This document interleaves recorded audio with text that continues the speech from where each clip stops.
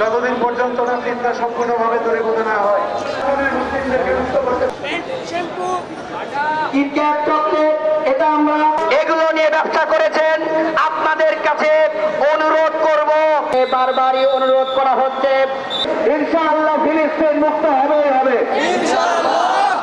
আর্থিক ক্ষতি সাধন করতে হলে তাদের পণ্য তাদের কাছে পৌঁছে, আমরা এই সকল পণ্য ভেঙে ফেলবো না। বাংলাদেশের জেনারেল শিক্ষিত পণ্যগুলো ইসরায়েলি পণ্য।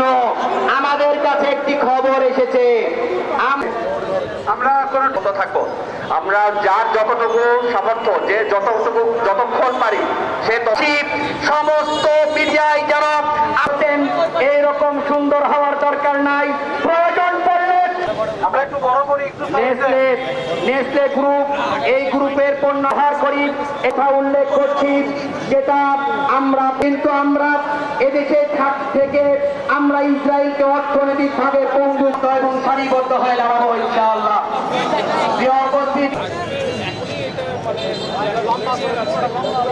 ফিলিস্তিন ইস্যুতে, গাজা ইস্যুতে আমরা সবাই এক। ইহুদিগুলো শোয়ার এবং